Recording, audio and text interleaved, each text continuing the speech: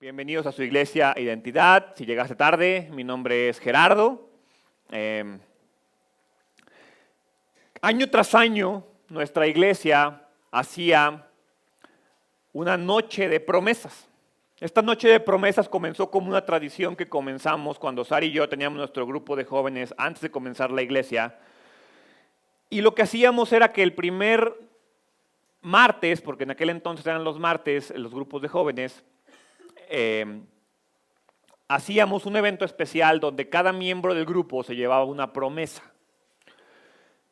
Es una tradición que llevamos durante muchos años en el grupo. Cuando comenzamos la iglesia, movimos la tradición a la iglesia y yo creo que ha sido uno de los eventos top de nuestra iglesia. La iglesia generalmente se llena. Espero que el día de hoy no esté llena por eso, sino haya sido solamente por otra cosa, porque es su propósito de año nuevo venir a la iglesia cada domingo. Y mucha gente me dijo, Gerardo, es que ¿por qué ahora no vamos a hacer la noche de promesas como siempre lo hacíamos? Porque era noche de promesas, veníamos, alabábamos, orábamos, teníamos un globito y lo hacíamos así. Y la verdad es que la razón es muy simple. Me di cuenta que el objetivo de la noche de promesas se había dejado de cumplir.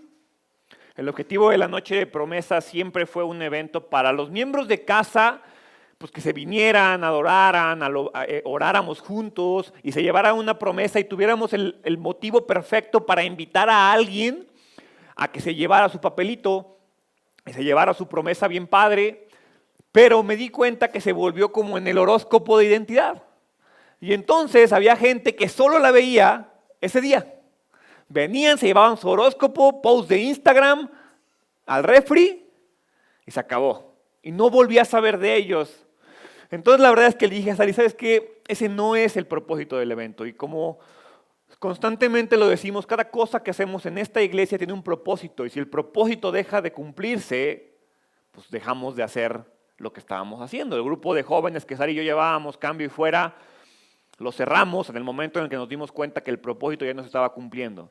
Y cada vez que cerramos un grupo o terminamos un evento, lo hacemos porque el propósito dejó de cumplirse. El día de hoy, si veniste por suerte, pues bienvenido. Hoy será el domingo de promesas y vamos a tener un mensaje muy breve con respecto a las promesas para después pasar a esta dinámica donde te vas a llevar una promesa personal de Dios para tu vida. El mensaje del día de hoy se llama La llave de las promesas, pero los veo muy serios. Entonces primero les voy a decir, dile al de lado, feliz año. Sonríe, espero que ya estés yendo al gimnasio, espero que ya estés comiendo mejor, ya se acabó el recalentado, entonces ya no hay pretextos, ya pura ensalada, ya pura proteína, ya puras cosas buenas en esta vida. Entonces, bienvenidos y quiero comenzar haciéndoles una pregunta. Quiero que levante la mano quien alguna vez le haya pasado mientras yo estoy predicando,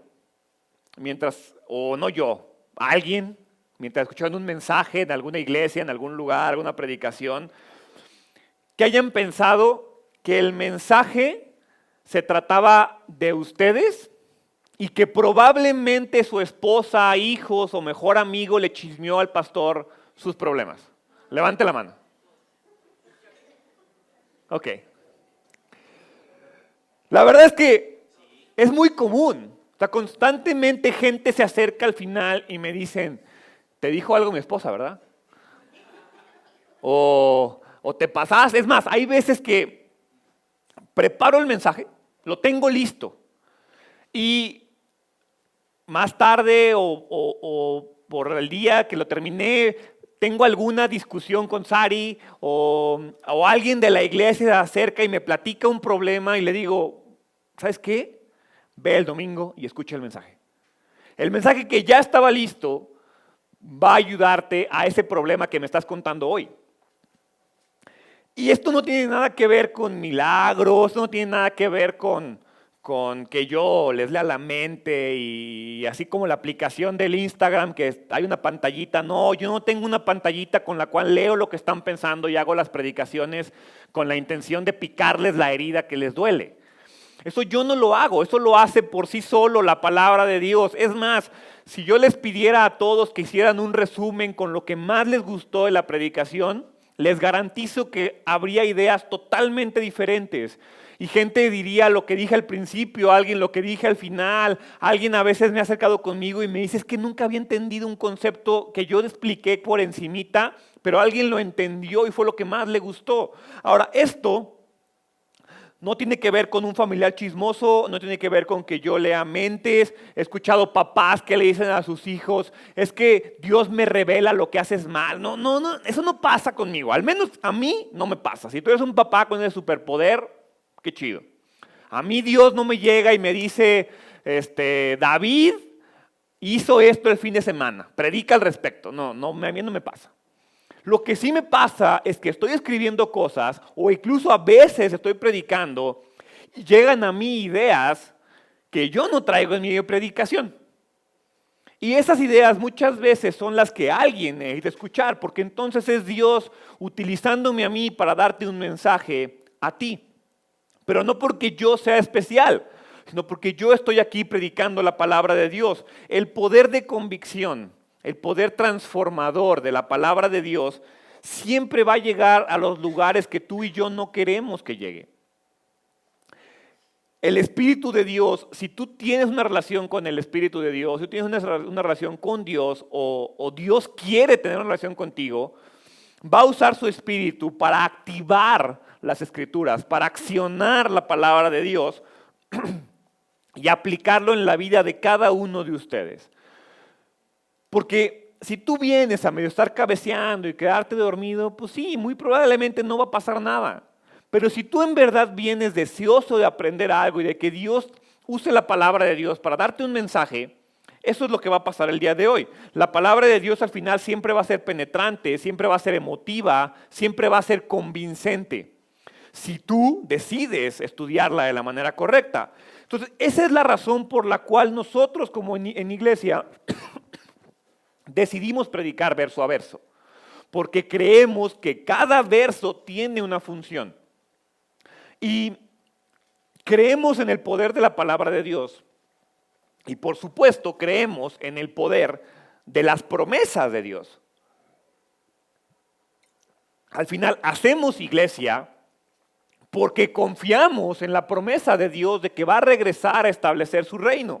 Entonces, la iglesia que se separa de la palabra de Dios siempre va a ser arrastrada por las circunstancias de la vida. Una iglesia que no es fiel a la palabra de Dios, una persona que no es fiel a la palabra de Dios, es como los que manejan y saben un poquito de cómo funciona su carro.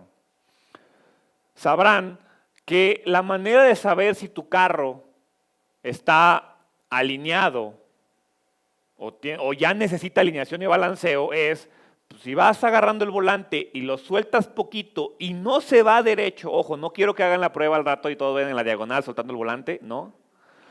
Pero si tú sueltas un poco el volante y el carro se va de lado, quiere decir que tu carro necesita alineación o balanceo. ¿Estamos de acuerdo?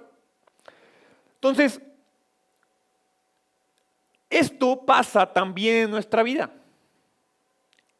En tu vida no se trata de que tú tengas la Biblia y la lleves así por todos lados.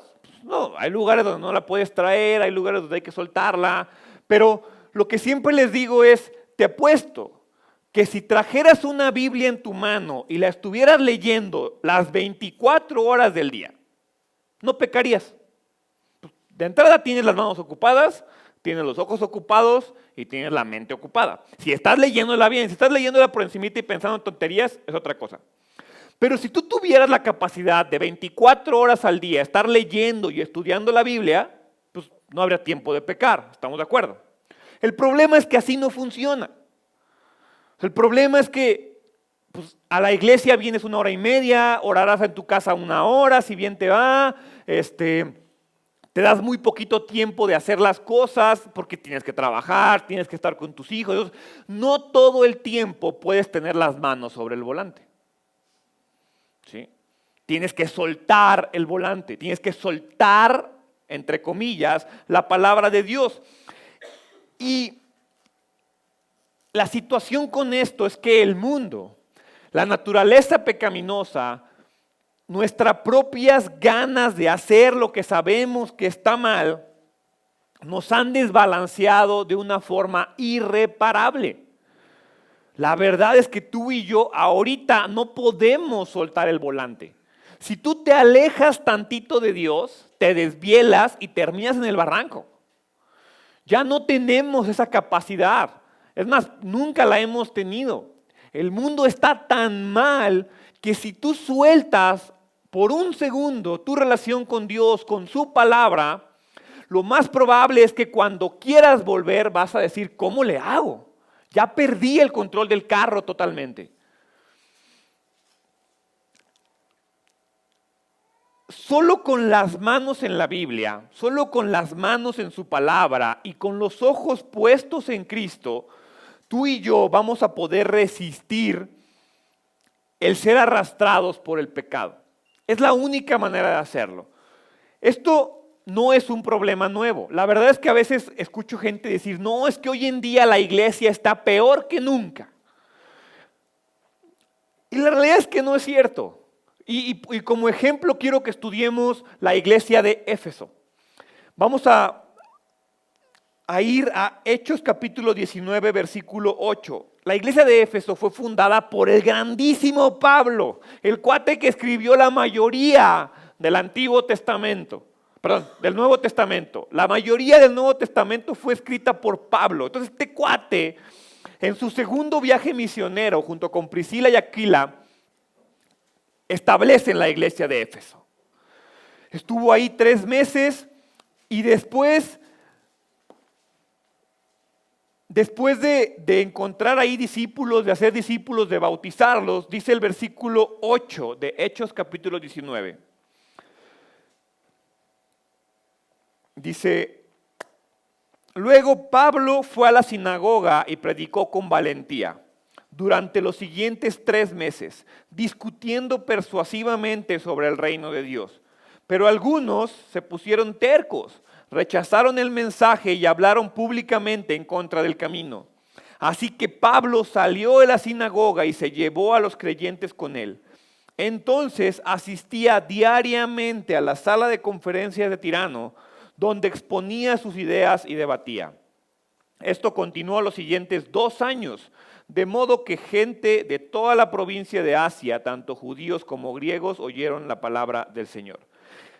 Vean, esta iglesia no tenía marketing, redes sociales, campañas, escuela dominical, no tenía alabanza. Lo único que hacía Pablo en esta iglesia era todos los días, durante 2 años, predicar la palabra de Dios. Y dice ahí que la predicaba con exactitud, con claridad, con practicidad. ¿Recuerdan cuál es el objetivo de nuestra iglesia? La misión de nuestra iglesia es que establezcamos una relación real y práctica con Jesús. Entonces, como resultado de una exposición y una predicación exacta de la palabra de Dios, el resultado es que el mensaje se propagó a medida que la congregación crecía en número y con madurez. Es decir, dice ahí, empezó a predicar, hubo quien se quejó. Él dijo, a ver, voy a agarrar a los creyentes, me voy con los creyentes. Y con los creyentes les voy a seguir enseñando. Y como eran creyentes que se empaparon y ahora no nada más era Pablo hablando, no solamente era el pastor al frente, sino todos y cada uno de los miembros de la iglesia, el mensaje se propagó por toda la provincia de Asia. Judíos como griegos oyeron la palabra del Señor. Entonces, no estoy diciendo que las redes sociales, la alabanza, el marketing, la escuela dominical no sean importantes. Hoy en día una iglesia veo muy complicado que pudiera funcionar sin estas cosas. Pero lo verdaderamente importante es que cuando en una iglesia se le da mayor énfasis a cualquier cosa que no sea la palabra de Dios, la iglesia va a comenzar a perder el rumbo y la iglesia va a comenzar a desviarse. Entonces, ¿por qué? Porque a fin de cuentas la promoción boca a boca, la promoción cristiano a cristiano, siempre ha sido el modo preferido de Dios.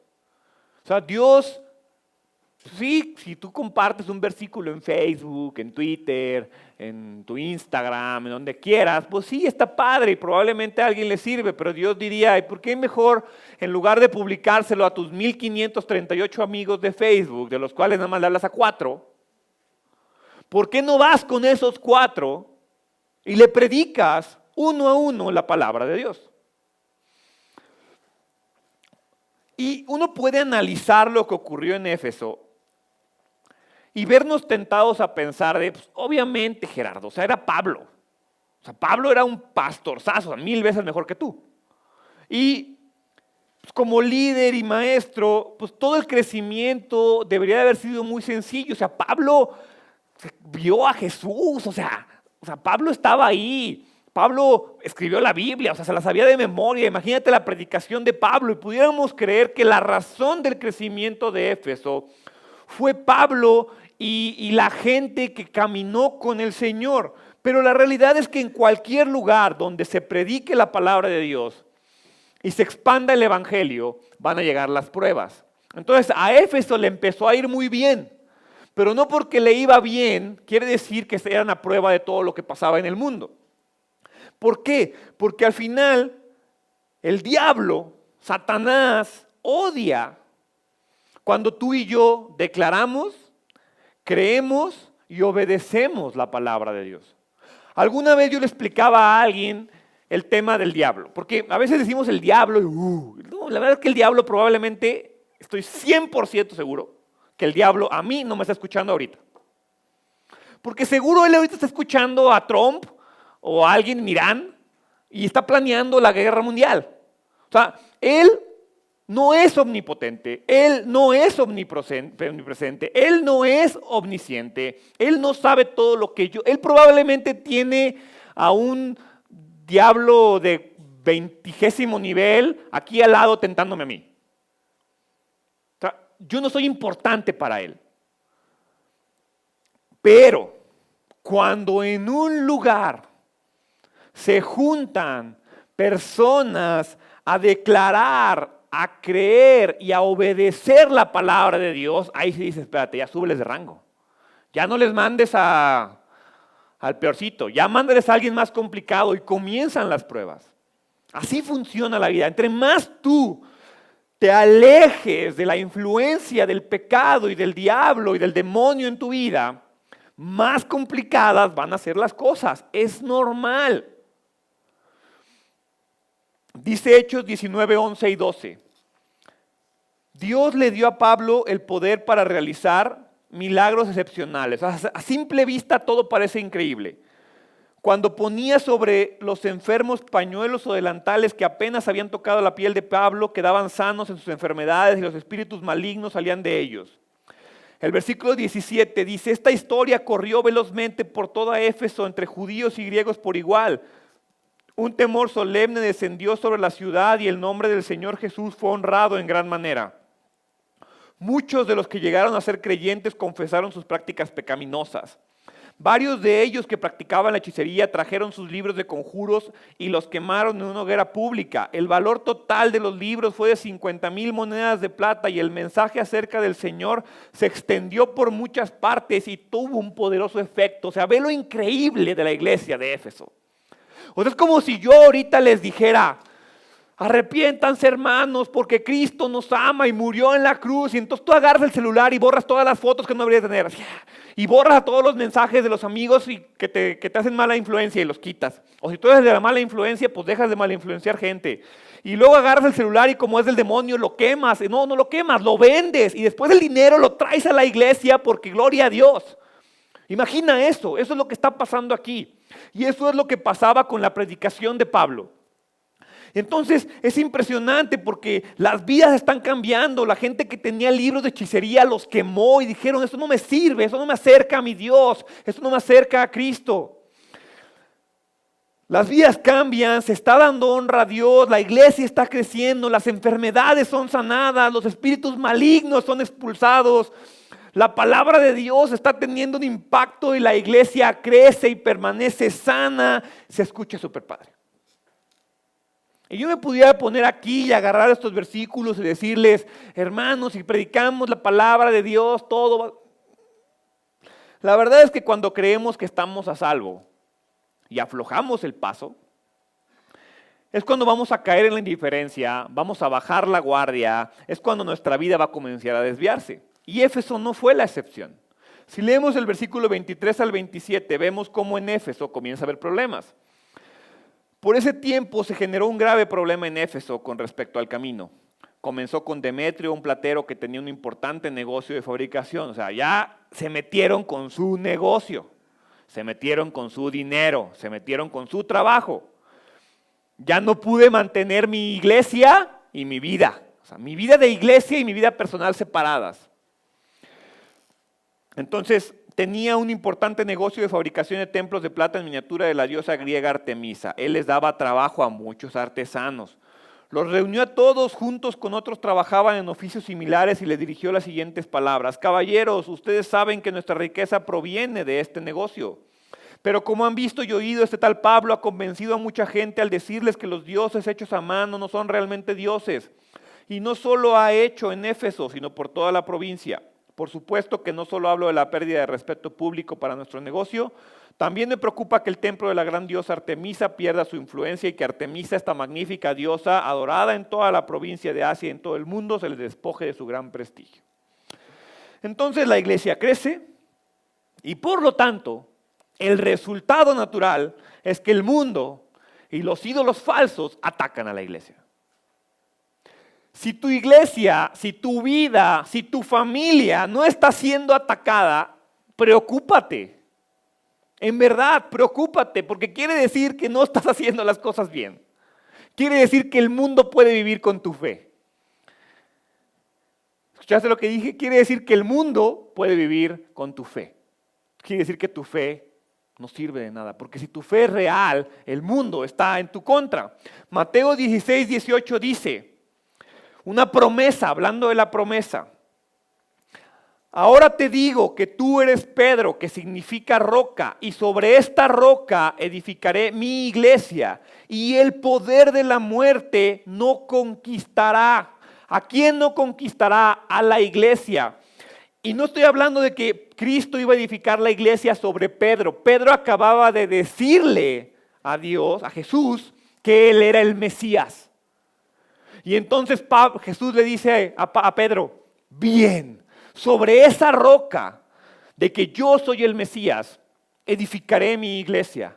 Y si mi iglesia está edificada sobre esa roca, la promesa es que la muerte no la conquistará. Una iglesia bien establecida, una persona bien establecida, un creyente bien establecido, jamás será conquistado por la muerte. Y no me refiero a que nos vamos a morir, sino que el castigo del pecado, ¿cuál es? La muerte.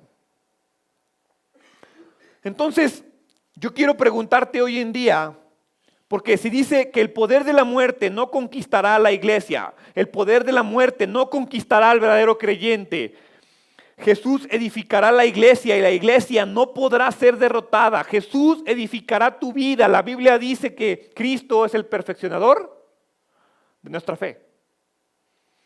Entonces, lo que quiero preguntarte es qué tan invencible te sientes. Porque aquí dice que si yo y mi vida y mi iglesia están edificados sobre la roca de que Jesús es el Mesías y de que Jesús es el Salvador, yo no podré ser derrotado. El pecado no me podrá conquistar. Y entonces, por eso te pregunto, ¿qué tan invencible te sientes? ¿Qué tanto crees en esta promesa?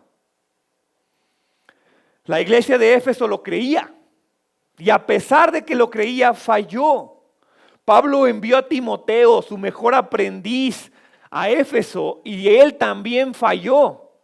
¿Cómo sé que falló? Ve lo que le dice Dios a la iglesia de Éfeso. No pasaron 1000 años.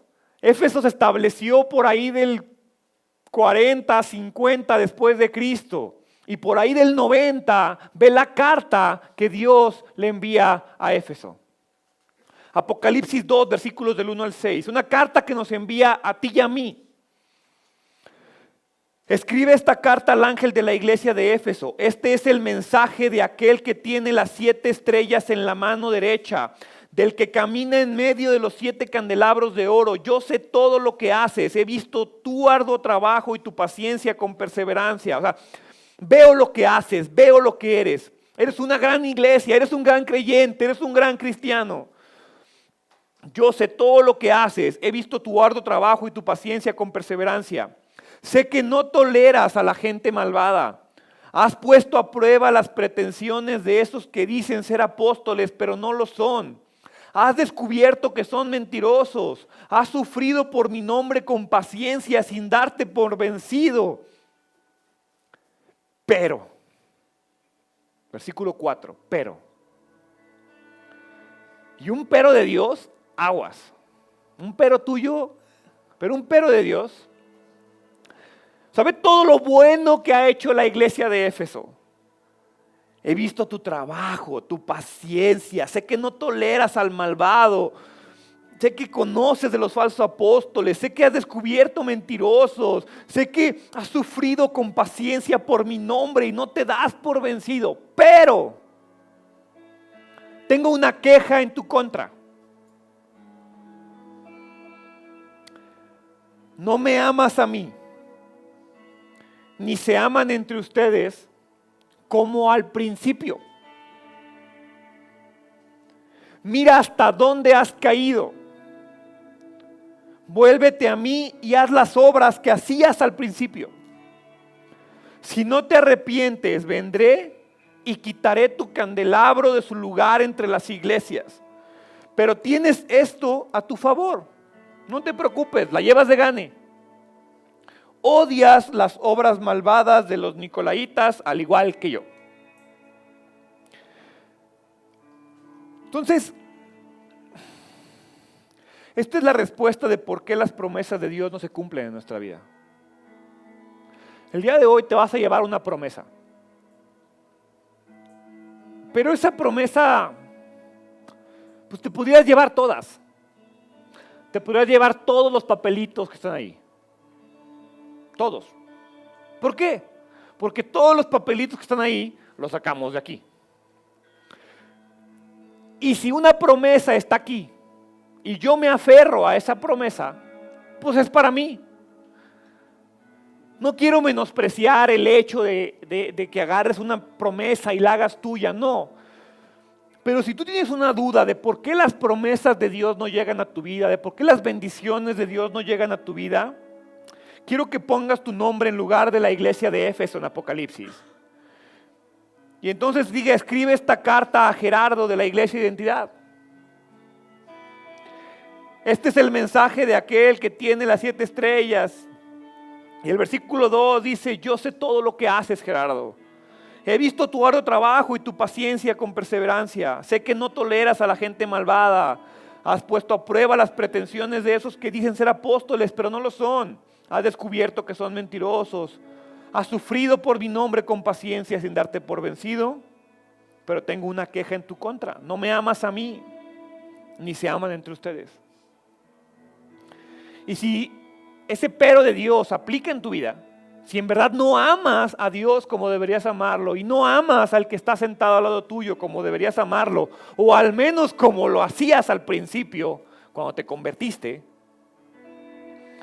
el pero de Dios es muy complicado. Éfeso se mantuvo firme por años, tenían una doctrina sana, Pablo la comenzó, Timoteo la siguió, hacían buenas obras, pero en un punto le dieron la espalda a Jesús. En un punto le dieron la espalda a la palabra de Dios. En un punto le dieron la espalda a la oración y al partimiento del pan. Y el día de hoy, todos se van a llevar su promesa para este 2020, pero quiero mencionar 3 puntos muy importantes al respecto. 1, tu vida está desbalanceada. No puedes soltar el volante. El desequilibrio es real y esta promesa va a hacer la diferencia si tú quieres que la haga. Si no, no sirve de nada. Número 2, tu vida espiritual puede verse afectada de la noche a la mañana. Y si pasa algo, pues la promesa no va a hacer la diferencia. Y número 3, los problemas y las pruebas que vas a enfrentar este año, esta promesa no las va a detener. No es como que vas a sacar el papelito que decía que todo lo puedo en Cristo que me fortalece. No te mueras, mamá, no te mueras. No, el papelito no va a hacer la diferencia.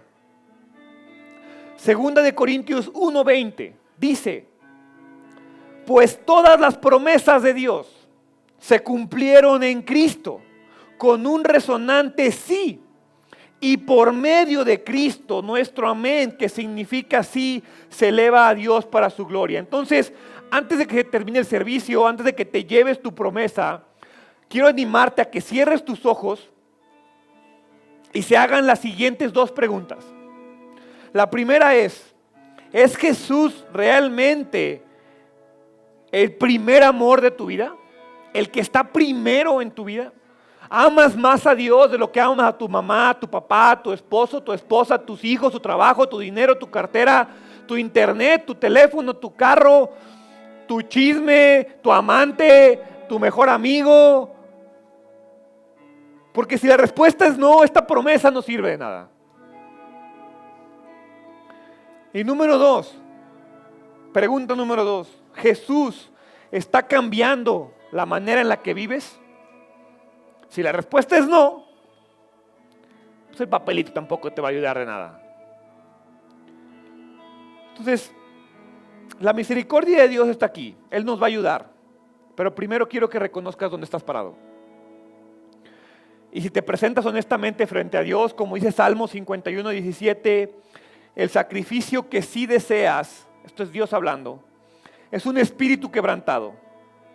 Tú no rechazarás un corazón arrepentido y quebrantado, oh Dios. Esa promesa es la tuya. Esa apúntala en tu Biblia, apúntala en un post-it, apúntala en Facebook. Dice que si mi corazón y mi espíritu quebrantado está real, dice, tú no rechazarás un corazón arrepentido y quebrantado. Yo no quiero ser rechazado por Dios. No habla de una vida perfecta.